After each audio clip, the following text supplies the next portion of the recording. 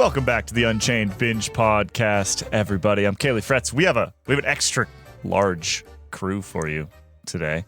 Joining us from Norway, Ian Trillor. Welcome back, Ian, to a podcast. You don't really get to be on podcasts very often because usually you're in Australia, which is a terrible time zone. I thought you were about to say a terrible country, so I'm glad you pulled it back. No, it's a great country. It's a beautiful country. Yes, terrible time zone. I am on the continent. How about that? It's pretty exciting. It's pretty exciting. Also joining us, Kit Nicholson. Welcome back, Kit. Hello. Our resident film and TV buff, I am contractually obligated to say. And Johnny Long, not in a park. No, indoors. Indoors. Look at Fancy. you, fancy man. Fresh haircut too. And a fresh haircut. Fresh Tour de France haircut. Because we're headed to the tour next week. You got to get your fresh Tour de France haircut. All right, let's get into today's show. We're talking episode 7, Kamikazi Mission. Do you want to talk about the title before we get into the synopsis? Okay, so I think that we were just talking before we hit record here, and all of us agreed that this is the worst episode of the 8. Is that we can say that on air? Yeah. There are some fantastic moments, but they aren't necessarily because of the production. They're because of what actually happened, i.e. Mohoric speaking eloquently at the end of a stage. So yeah, it was just a bit bitty and miscellaneous. Well, Kit, give me the rundown. Yeah, so like I said, if episode 6 told the story of the climax in the race for yellow, episode 7 brings one of the other highlights, one of the most memorable moments from the race, as we hear from the emotional and ever so eloquent Matej Mohoric after his 11th hour stage win from the breakaway. The other major storyline is Soudal-Quick Steps Plan B after a battered and bruised Fabio Jakobsen finally heads home. So, there you have it. Yeah. We're gonna try not to be negative here, but it's not that I didn't like the episode. It's just that it was definitely the weakest of the 8, I think. And the real problem there is the the pulling of the heartstrings. I don't think was all that effective in this particular episode. Like, they're trying to get us to care deeply about Quick Step, like losing their run of Tour de France wins over the previous years.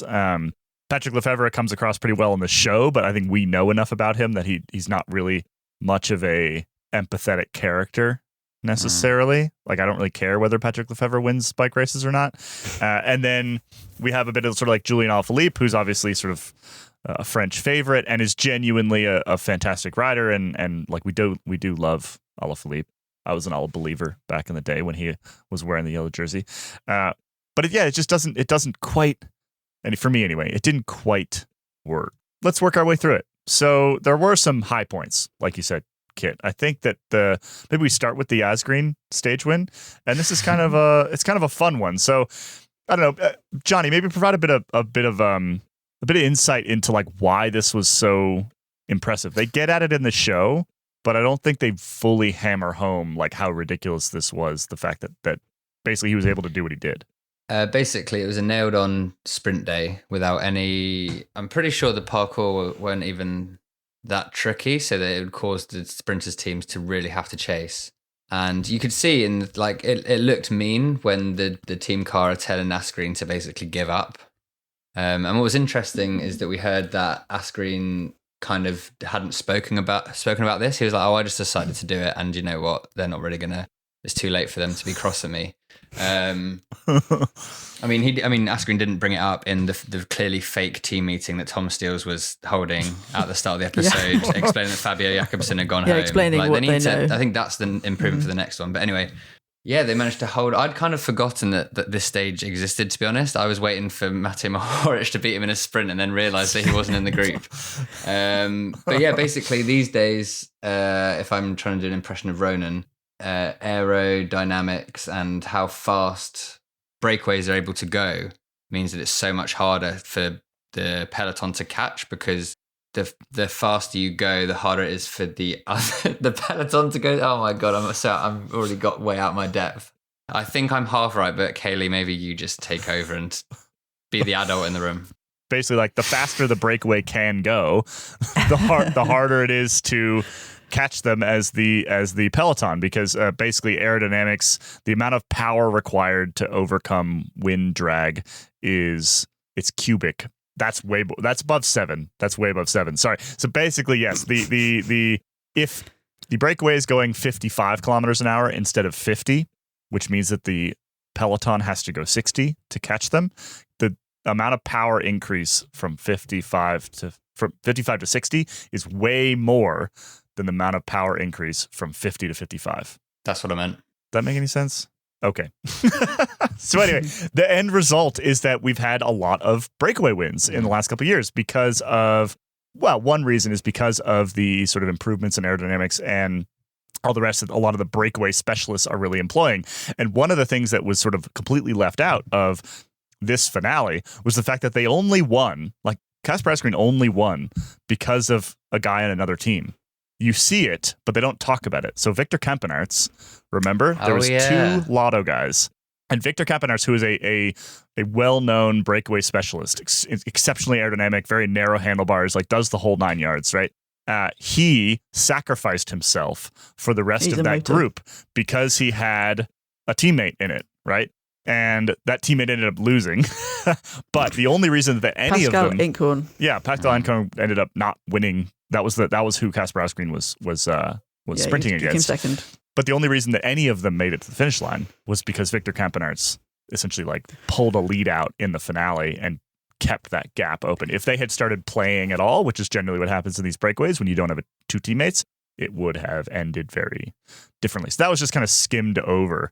But we did get to meet Kasper Asgreen. So let's go through the characters as we always do at the beginning of these episodes. So Kasper Asgreen is a perfect one where I don't think any of us really know him particularly well, right? Like I've never chatted with him for more than about 90 seconds. Ian's a good mate of his. So actually, okay, so I stand corrected. Ian, tell me about Kasper Asgreen. He's very eloquent. He's Danish. And like a lot of Scandinavians, he's a little bit reserved, a little bit not overly emotive. He just sort of plays his cards quite close to his chest. And as he says in the interview, is a bit weird. And he tries not to be seen as too weird by his teammates. And is kind of a bit of a lone wolf in the wolf pack, so to speak. Ooh. I liked how the team staff kept calling him Mr. Asgreen. Well, you've got to be proper. Yeah, Can't just be throwing nicknames around. He's a serious man and he has a serious name. Yeah. I liked how he laughed directly after saying, "I try not to be too weird." That was my highlight. Bit of a weird laugh as well. It was it was like a cackle. Ian, you're forgetting to mention when you met him and Kasper Asgreen told you that he reads our website. He does, yeah. He's an Escape Collective fan. Yes, but he's not a member, and he says what he does, he just uses up his free articles and then waits like for the next month for them to reset. I believe we did set him up with a free membership. Oh, and he was very grateful. He's a very nice man. And was very very thankful for the hookup. And he came across well. Like for a guy whose boss describes him on Netflix as a strange guy. I mean, he seemed like one of the more well-adjusted human beings that we've met in this show, to be honest. He's just trying to do his job and keep out of the way. Cleans his bike when it's dirty. He's just very sensible. Did you guys notice that I think he had warm water to clean his bike, which I guess if you live in Denmark is probably kind of a requirement for cleaning your bike in the wintertime. It was very fancy. It was like steaming as he cleaned his bike. That's almost fancier than Wout van Aert getting a helicopter to go and meet his newborn son. I have a question about that because it looked to me like he was hopping into the driver's seat. Like he was a front seat Freddy. Yeah. I think helicopters have two driver's seats. Yeah. Yeah, but is Wout van Aert one of the drivers? You need co-pilot. Can he? We know Red Bull gives you wings, but being a helicopter pilot also gives you propellers. We also met Tom Steels. Oh yeah, we met Tom Steels. What do we? So, a bit of history on Tom Steels. Tom Steels was a professional cyclist back in the day. I think he won a green jersey once or twice. He definitely won some Tour de France stages. Has been in and around the Quick Step operation for a very long time. The Lefebvre operation under various sponsor names. Did we learn anything else about Tom Steels, or did we just sort of get? Nope. He just kind of is a Belgian. classic, he's a man. He is a Belgian bald man, bike racing man. Yep. Yes. And quite good at We've known acting. absolutely nothing about Quite him. good at acting. Yeah. Yeah, he's DJ exposition in this episode. He does that great meeting at the beginning where he tells the team exactly what they know about bike racing and what's just happened to one of their teammates, i.e., he's going home. I just, we've got to be resilient. We've got to fight back, and this sort of thing just happens in bike races. It's like, You just edged very close to an excellent Belgian accent. I could hear you going toward it, Kit. trying. Yeah, You can Hey tell guys, when Not do you much else to add remember, about do you Tom. remember Fabio Jakobsen, huh? You remember Fabio Jakobsen? He went home, huh? You can tell when the meetings are fake because the riders are literally not paying attention. I think they have like one meeting a day that's probably like 5 or 10 minutes long. You could pay attention for that. And they're literally just like looking off into the distance. So they haven't exactly coordinated everything. Bit weird. No. I do like the glimpses we get of the little PowerPoint presentations they put together for the fake team meetings, though. yeah. So, hot take. I think some of those meetings are real. No, I can't I believe just think it. they're a little bit ridiculous. I can't think believe they're it. a I little think bit they might be the end of a real meeting. exactly. They've So- had all the stuff that they actually wanted to say, and then they're doing it's like take 2 for Netflix. So here's the reason why I say that, because I've chatted with directors about the way that they communicate with riders in the past. I wrote a story about this, I don't know, 6-7 years ago for Velo News. And one of the things that they said is that as the riders get tired later in the race, they get dumber. And so you have to just like say very obvious things to make sure that they're all on the same page and like be This is how very to clear. ride your bike. Yeah, like literally, like they're like very obvious things. And so when I see the PowerPoint presentations, first of all, I don't think they're making fake PowerPoint presentations for Netflix. I think that's actual PowerPoint presentations. Whether the meeting itself is a Netflix add-on or not, I think more often than not, probably yes. But I don't think that they're that far off of what normally happens. There's some very obvious things said. I mean, let's keep in mind, like there was a quote from Vingegaard. I think maybe it's in the next episode, so I'll mention it anyway. But he basically says that bike racing is very simple. That's often true, right? Like we're not talking about soccer or football here with like lots of complicated tactics and all the rest. It's like it's mostly who can pedal the hardest, and so a morning team meeting does not have to be particularly complicated. In fact, if it is complicated, that's probably a problem. So I'm just you're putting that out there. You're telling me that Tom Steels checks into his Ibis budget after a tour stage, puts his pajamas on with his little cap with the foldy thing over there, makes a little Nescafe with the tiny kettle, and then is up burning the midnight oil, writing a new PowerPoint presentation for the next day. That is crazy. Wow. Do we Things you think that learn. they have It's actually templates? happening. I don't think they've got templates. I think that he's just like copying and pasting from the previous day's one and just occasionally messes it up and it's just like, damn it, that was stage Aura has 17. templates. Do you think he has Aura has animations? templates. Do you think it's You like could pick up spiral? Rolf Aldag's PowerPoint presentations look the best of any of the PowerPoint Yes, presentations. but riddled with spelling mistakes. Did anyone notice that?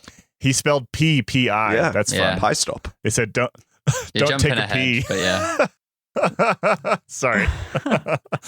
Anyway, we're still getting through our characters here. So Tom Steels, sorry. not a whole lot to say about Tom Steels. We've got more Lefebvre, who is just kind of mumbly. He's very mumbly. Like I kept having to turn the volume up whenever Patrick Lefebvre was talking. And then we get Alaphilippe, of course, Julian Alaphilippe, 2-time world champion. We get a bit of him at home. We get some other stuff. We've met him throughout the series, and I don't think we need to go too much more into. Yeah, we get a slightly different side to him. Yeah. Back home compared to in the interview. Well, because in the studio, but part of the narrative in this episode, and again, I don't necessarily think this is particularly effective, but part of the narrative is his return. Right, he's had these major crashes. He was definitely struggling in 2023. I don't think, and again, I'm not saying that this is like Alaphilippe's problem. I feel like Netflix kind of failed on this one. Like they didn't get me rooting for Julian Alaphilippe necessarily, and I normally root for Julian Alaphilippe. So I think that's not a great sign for sort of the way that this episode was put together. I don't know what part it was. of the I don't know what it crash needed narrative, or what. though, But they probably hoped that he was going to do something. Yeah. And because they'd already rooted themselves to the crash narrative that started before episode 1. So yeah, I think we. he's also French. So. Yeah, I think we did learn. Well, not learn things. We got some nice insights, like when the camera was filming him through the curtains when he was doing like the social media, like little video edits, and he like makes a face at them, just kind of telling us that yes, this is stupid, but it's what he gets paid 2.3 million euros a year for. And then we got to see when he won the stage, and Emmanuel Macron is there, the French president, explaining to everyone how the stage works. Like you can see that he realizes it's all dumb, and he's kind of he's there to like win bike race and be competitive, but he's like, you know what? There's no point complaining or taking any of this seriously. You know what was my favorite character of the entire episode? Who? Julian Alaphilippe's eyebrows. Julian Alaphilippe's eyebrows.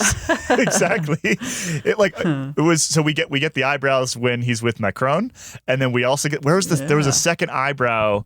It was kind of a wider shot. I'm trying to remember exactly when and where it was, but anyway, he kind of like turned to the camera, did a little like fourth wall breakdown. Is it when he was showing off his rainbow jerseys? I didn't take detailed enough notes to note where the second one occurred, other than just eyebrows kept happening, and I liked them. I liked the eyebrows. They were my favorite. We also met. No, we didn't meet. We continued the Jasper Philipsen narrative. We get to see him when he doesn't win, so that was fun. He managed to not win, and was very pissed about it. What was the word for impossible in Onmogelijk. Dutch? Onmogelijk. There we go. Onmogelijk, which he said 7 times.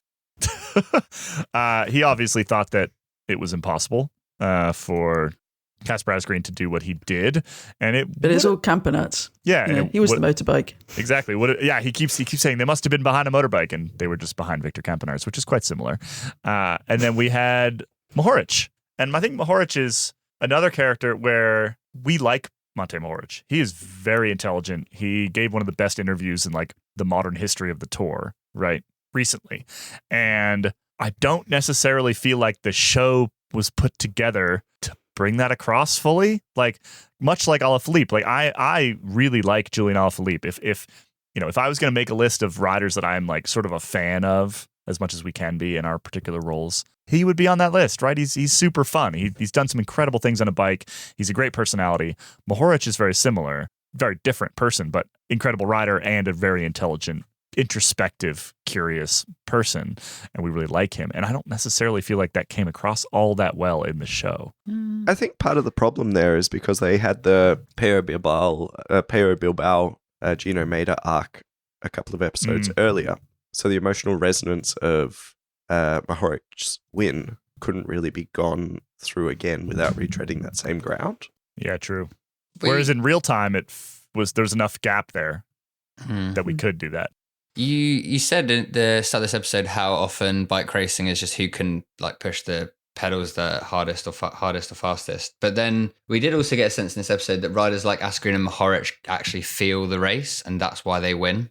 It's not like they are really strong, but the reason they pull off these wins against the odds is because there's that knack of being like, and they say it, they're like, I just knew I had to get on that wheel. Like they can feel when the race is about to break apart, right? And they can sense the peloton better in terms of how they're feeling and whether it's going to be a day where a few teams will chase. So I think that was good, and something that probably brings quite a bit of insight to the fans. Yeah, and also with Mohoric, he's talking about racing in terms of the physics of it and how many watts he needs to push and those kind of things. Like there's more sophistication behind it than just must ride bike faster. Well, so that's the great irony, right? Is like what those guys do is actually significantly more difficult than what Jonas Vingegaard does. Yeah. Right? Jonas Vingegaard basically just rides really, really hard and wins the exercise contest at the top of the Col de la Loze. And to win a breakaway at the Tour de France is a significantly more difficult, tactically, mentally, it's a significantly more difficult thing to do and rarer thing to do, right? Like somebody wins every mountain stage. Somebody does, and it's whoever went up the mountain fastest, right? Whereas you don't always win a breakaway stage, right? Sometimes the sprinters catch you, and it's a significantly more complicated thing. And so I think it's not surprising then that we get these very introspective, intelligent characters, because Campenaerts is kind of similar, that end up being quite good at this particular area of cycling. And I don't necessarily like that should have been highlighted better. I feel like that would have been a good arc throughout this entire episode. and we also, to add to that, the unlikeliness of it, the kind of the risk, but also the tactics and the fully rounded, I don't know, rider that you have to be to claim against the odds a stage win. And in the team car when Asgreen won, I think that was the most elation that we've seen from sports directors through the whole race. When Tom Stills and David Bramati just kind of bouncing up and down in their seats, exploding with delight. That was so. Yeah, I mean, it's both just really nice to see, and it's probably it took them 18 stages to get to that point, and they were at risk of coming away without a stage win. So obviously, there's a lot of pent up anticipation. But yeah, I think that kind of speaks to the unlikeliness of it, and how they came to, what was it, 13 seconds they were within of the peloton at one point, and they stayed away. Which is once you're down to within 20 seconds in the last few kilometers, you're pretty much it's generally caught. over. Yeah. I mean, partly the peloton then can rest on their laurels, and if you've got Campanat still on the front, then that's where you falter. But yeah, it's that was a good moment. But yeah, I think you're right. It's a bit of a bridge episode in a way. I think we do see Philipsen here, but he's got another episode coming up where he plays more of a part. There are some interesting moments in this episode, and they're good storylines. But maybe the fact that breakaways are less understood and less easy to understand in the grand scheme of things, it's slightly harder to explain the story properly without really getting to know those characters. Because you don't have the time to do so. Did you guys like the little snippet we got of Mathieu van der Poel shaking Jasper Philipsen's legs on the bus? Because that really tickled me. Yeah, class clown. Yeah. No. Van der Poel was an interesting character in this whole series. You didn't like it, Ian? Why? It was off-putting, but at the same time, I couldn't look away. I mean, there's that. I just think that the show is quite successful at painting the Alpecin-Koenig guys as villains. And it's kind of hard, even if you don't necessarily think of them in that way, it's kind of hard to look at even that interaction and not be like, okay, look at these assholes. I mean, yeah, they are definitely the villains, but I feel like in this episode and in the next episode and in the whatever episode it was where they were a focus, they're bad guys in the same way that in Hollywood high school movies, the football team in their leather jackets, with the whatever, the strolling around the I was going to say playground. It's not the right word, probably schoolyard, but strolling around the quad, the schoolyard, just kind of elbowing people out of the way, but joking as they do it, like big old class clowns. So they're kind of. So are Mohoric and Asgreen, are they the bespectacled nerds then? They're the nerds. Absolutely. Getting like elbowed in the face by the Philipsen jocks. And Van der Poel. Yeah, or the drama club, because they're happy in who they are, but they get thrown around a little bit.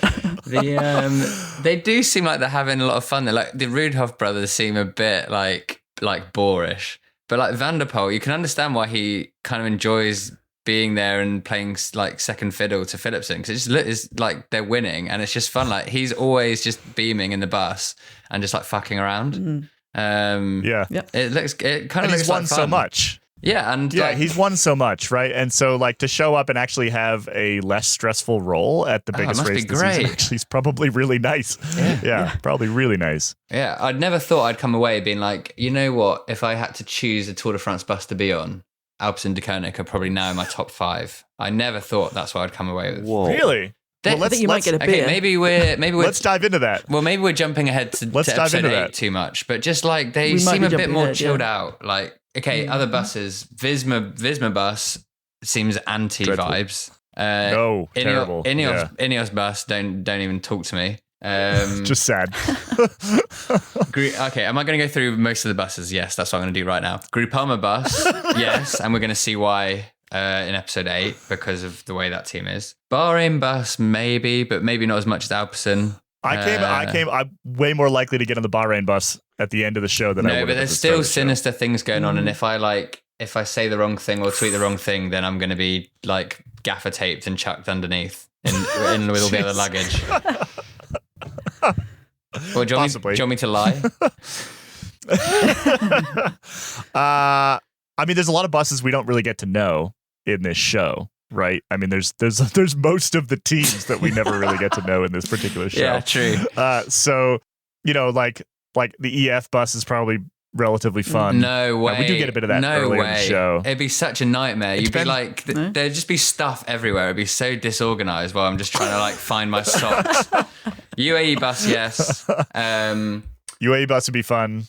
Bora bus, also fun. The Bora Boys. It's the perfect mix of like Aussie and German vibes. Like it would be a bit weird to get used to, but then after a while it would be funny.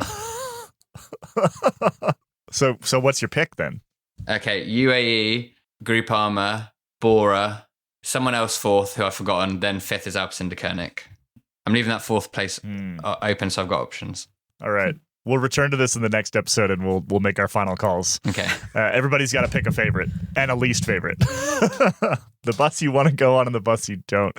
All right. Can I add to the dodgy? Well, not dodgy, but perhaps one of the reasons that I was a little bit like, okay, you guys were really pulling at straws here and trying desperately to write a story around this.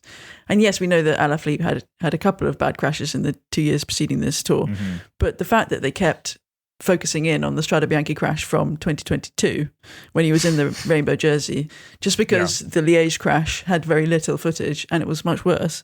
Well, I rewound to see if he said to listen to the French and see if he said les chutes when he was talking about having flashbacks to the crash. He didn't. No, he was talking about one single crash, the Liège crash, which was horrific. And he was is not what they showed footage of right after he said that. Absolutely, I noticed that because he was 100% talking about a singular crash, yes. The Liège crash. And that's, I mean, and then immediately in a way, it's fine. Yeah, it's in a way it's fine. It's like it's a crash that it he was talking about how the noise of a crash that was part of the flashbacks he was having, and the noises of crashes are similar. Obviously, at Strade Bianche it might be slightly different because it's gravel and dry rather than I think he fell into a quite damp ditch, didn't he, at Liège? Yeah. But it was a significantly worse crash, the one that he was referring to, and I just had it been a more well-rounded episode, one that had a little bit more coherence to it, then I might have just kind of thought, that's fine. But it just kind of emphasized that it was a little bit patchwork. They were trying a bit too hard, whereas for most of this series, we've been pretty positive for this series on the whole, because it's been a big step up from last year. It's certainly my opinion, but I think that's what we share. And so it just, slightly stark comparison when this episode, I don't know, it sags a little bit.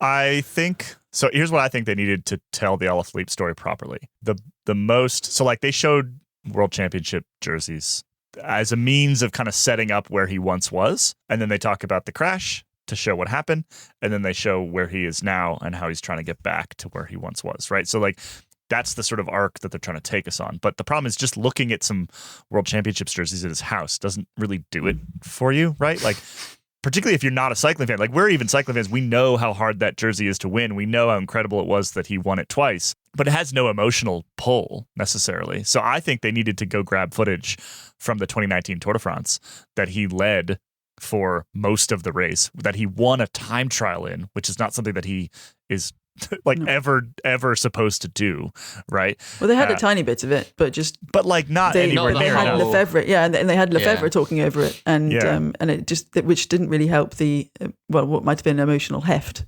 Yeah, like that was the Alaphilippe tour, right? That was the tour where Alaphilippe went from merely loved by the French public to like hero status by the French public, right?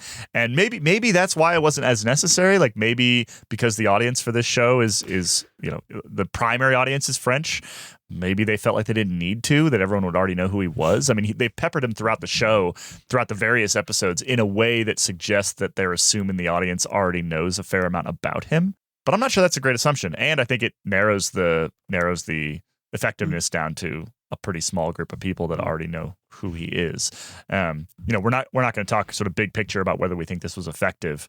The whole show was effective until next episode, but it fell down for me there. And I think that again, like even knowing the Alaphilippe story and understanding that, it didn't quite work. I know I've said that a bunch of times already this episode. I'm not trying to be negative. It just like this was the worst episode of the 8. So it's just we keep coming back to it. I've only got one more thing on my list that I think we should touch on briefly. Right at the start, we see, and Ian, I think, will be able to provide some more context on this. We see the banana people handing bananas through to a car. And anytime we've been at the tour and we've driven past and ask for bananas. We don't get given bananas, do we? We often get ignored. Am I right in remembering that? Yeah, but I think that there is a void between the banana people's perception of us and the banana people's perception of other people. I think that's fair to say. I thought it was bananas for everyone, and that's what's depicted in the show. But I think it's just important to point out that there's a hierarchy of banana receiving. And did you write about who the banana people are? Yeah. I've written about the banana people a couple of times. The bananas travel very far. They come from Martinique in the Caribbean, and then they pootle their way to France on the ship, and then they get handed to the horny students, and then the horny students give them out to the people. And the Tour de France banana is a very good banana. Kaylee would have you believe that it's a vastly superior banana to what you get everywhere else, but I think that's because American fruit is not up to scratch. But yeah, it's better than our bananas, but that's not saying much. I don't think the French banana is a superior banana to the Australian banana, for instance. But anyway, yeah. more on the banana truthers as we approach them this year. I was gonna say, if you want a lot more banana chat, make sure you check out our tour dailies over the next month, because we will be providing frequent updates on our attempts to get bananas out of various folks, and whether they're any good. There's a whole so segment. Make sure you tune in. The daily banana. Make sure you tune in over there. Go search Escape Collective wherever you get your podcasts, or search Tour Daily wherever you get your podcasts, and get your banana fix over the next month.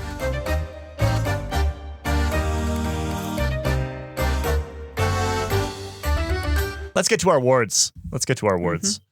Do we have a Golden Raspberry Award for this episode? Which, of course, just to remind everybody, is the award for the worst acting in a particular episode.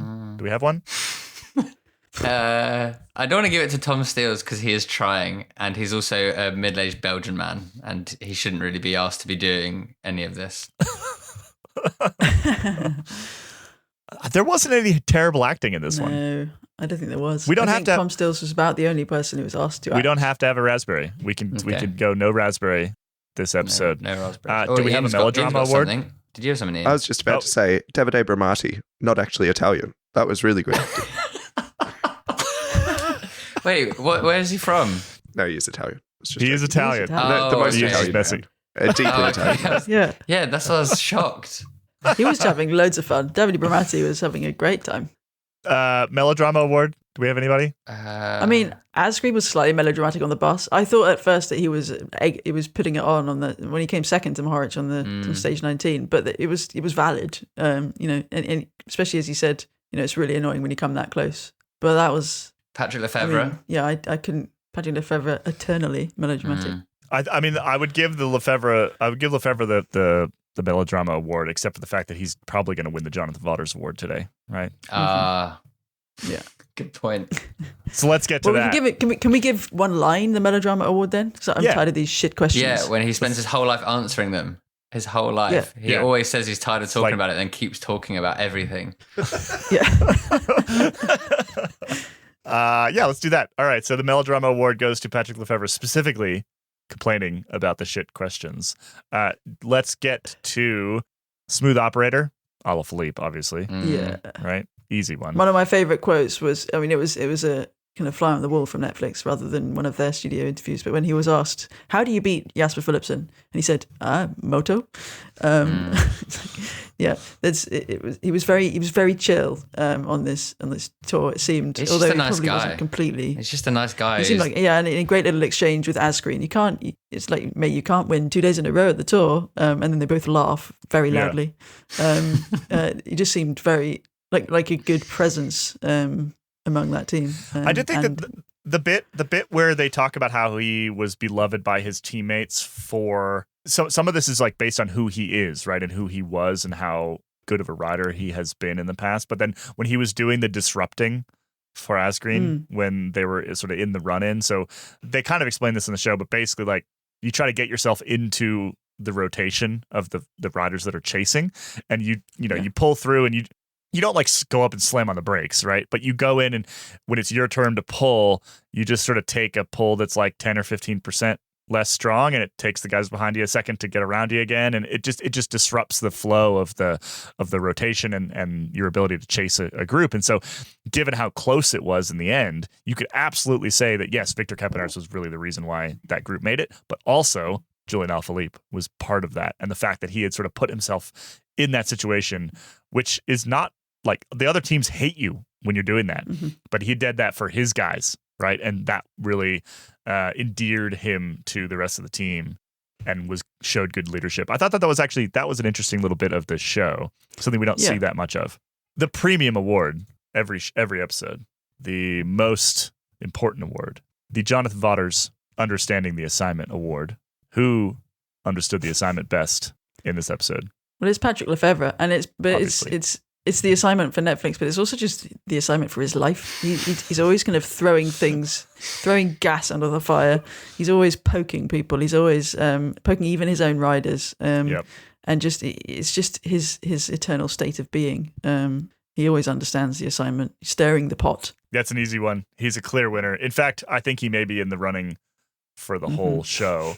Although it would be a massive upset if Jonathan Vaughters didn't win the Jonathan Vaughters Understand the Assignment Award at the end of the full series. Well, I mean, airtime. He hasn't had much of it. That's true. Not since the beginning. Any other Easter eggs or anything that we wanted to mention before we wrap up today? The only other thing that I might add there is that we saw earlier in the series that Philipsen and Van der Poel were in a very nice hotel. And Van der Poel commented that it was our nicest for the rest of the race. And we see the other end of the scale in this episode and in the next one, but it's clearly a fairly unappealing, I think it's a Campanile motel type setup. And it's a box room with a kind of, I don't know. Yeah, it's, and Philipsen's suitcase has exploded, apparently. I mean, always.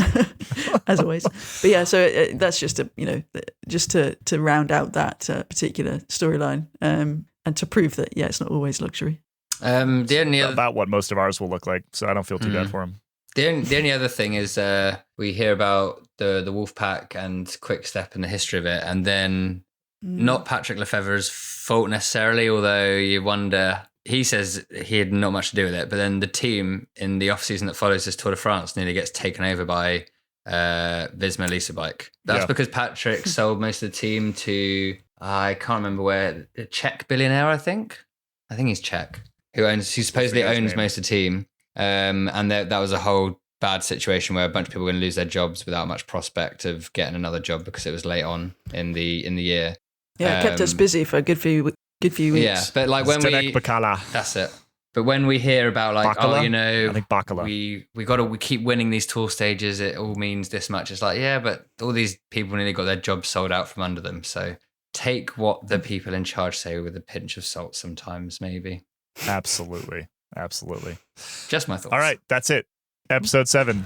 Next up, episode 8. Finale. The final finale. The Last Dance.